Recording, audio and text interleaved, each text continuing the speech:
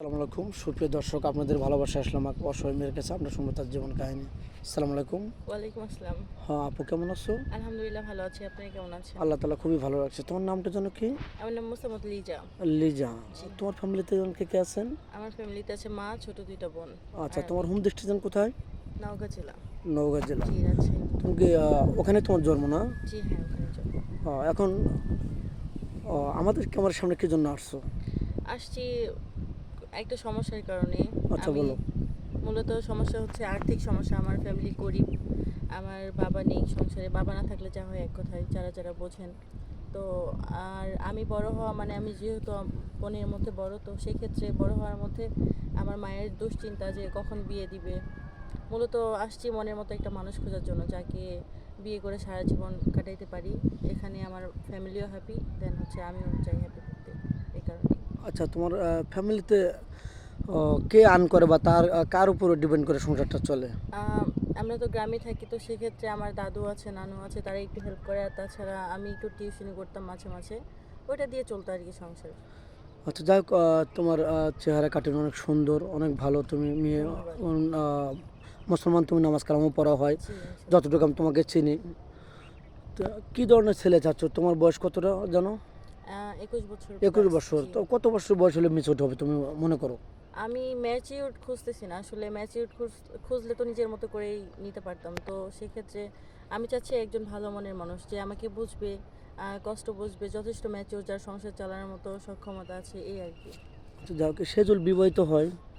সে বিবাহিত হলে আমার কোনো আপত্তি নাই, কারণ সে যদি চালাইতে পারে, সে যদি আমাকে ভালো রাখতে পারে, তাহলে আমার কিসের আপত্তি।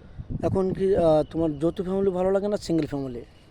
যৌথ ফ্যামিলি হলেই ভালো লাগে। সব মেয়েদেরই তো ইচ্ছে থাকে। আমি জানি না, তবে আমার ইচ্ছে আছে যে সবার সঙ্গে থাকা, ভালোভাবে একসঙ্গে, শ্বশুর শাশুড়ির ভালোবাসা। হ্যাঁ। আচ্ছা, এখন বাকিটা আল্লাহর ইচ্ছে। কোনো প্রবাসী ভাই তোমাকে বিয়ে করে বাংলাদেশে রেখে গেলেন, তার শ্বশুর শাশুড়ি তোমার দায়িত্বে থুয়ে গেলেন, বা সংসারের হাল তোমারও ছেড়ে দিলেন, তো তুমি কি শ্বশুর শাশুড়ির সাথে খারাপ ব্যবহার করবে বা তাদের ভাত দেবে না, এরকম কোন কষ্ট দেয়? কখনোই না, কারণ আমি গ্রামের মেয়ে, আমি বুঝি কিভাবে সংসার আগলায় রাখতে হয়। চেষ্টা করি বোঝার, জানি না কতটুকু পারবো, তবে ইনশাল্লাহ চেষ্টা করব। দেখেন, এক কথায় গোবরে পদ্ম ফুল, আর যদি কোনো অ্যাপালিটি টাকা পয়সা থাকতো তাহলে ভালো একটা ঘরে বিয়ে শাদী হতো। মেয়েটা 5 ফিট 8 ইঞ্চি, অনেক উচ্চতা, টাকা পয়সা থাকলে আর্মির চাকরি বা পুলিশের চাকরি হতো, কিন্তু টাকা হ্যাঁ। পয়সা নাই বিদায় এটা হয়নি। জি, ইচ্ছে ছিল ভাইয়া, কিন্তু হয়নি। ইচ্ছা ছিল কিন্তু তার হয়নি, আশাটা পূরণ হয়নি।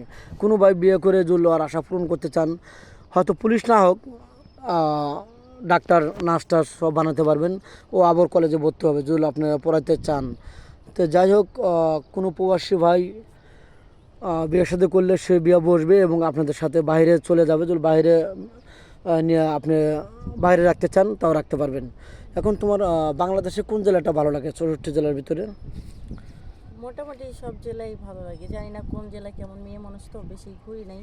তবে হচ্ছে বিশেষ করে বলে সবাই কক্সবাজার, সিলেট, এগুলো জায়গা নাকি অনেক সুন্দর হয়। স্বামীর সাথে ঘুরতে যাওয়ার আশা আছে, এই তো? হ্যাঁ ইনশাল্লাহ, আল্লাহ আহ, যদি নেওয়াই কখনো। যাই হোক, তোমাকে বিয়ে শাদী করে বাংলাদেশে রেখে গেল প্রবাসী এক ছেলে, 3 বছর 2 বছর পরে আসবে। তোমার তো রূপ যৌবন সবই আছে, তুমি তো আবার কোনো অশ্লীল কাজ বা অন্য কোনো কাজ করবে না তো? বিশ্বাস ওর হ্যাঁ হ্যাঁ, অমর্যাদা করবে না তো? কখনোই না। তখন তো আমি তার আমানত। এরকম করা যাবে না। অনেক ভাই কিন্তু প্রবাসী আছে, তার বাচ্চা কাচ্চা থুয়ে তার ওয়াইফ চলে যায় টাকা পয়সা নিয়ে, এরকম ধোঁকাবাজি করা যাবে না। তো যাই হোক, স্ক্রিপ্টটা বাড়াতে চাচ্ছি না, তোমার ফোন নাম্বারটা দিয়ে দাও। ভাইয়া অ্যাকচুয়ালি আমার ফোন নাই। ইচ্ছে ছিল, বাট সামর্থ্য ছিল না। ফোন যাই হোক, নাই। যখন স্কুল লাইফে ছিলাম তখন আমার দাদি ছিল, আমার দাদির ছোট্ট একটা বাটন নোকিয়া ফোন ছিল, জাস্ট কিছুদিন ব্যবহার করছিলাম। তো তারপর থেকে আর করা হয়নি, তবে ইচ্ছে আছে ফোন কেনার। আহ, হয়তো ফোন যদি থাকতো আজকে আপনাদের সামনে এইভাবে আসতে পারতাম না, এই আর কি। যাই হোক, শুনতে পারলেন আশা মেয়েটার কথা, মেয়েটার কোনো ফোন নেই। আমাদের নাম্বার দেওয়া থাকবে, মানে ইউটিউব চ্যানেল কর্তৃপক্ষের নাম্বার দেওয়া থাকবে। কেউ ভিডিও কল দেবেন না, ভিডিও কল দিলে ব্লক করতে বাধ্য হবো। ভালো থাকবেন, সুস্থ থাকবেন, আর এই মেয়েটার জন্য দোয়া করবেন। আল্লাহ হাফেজ।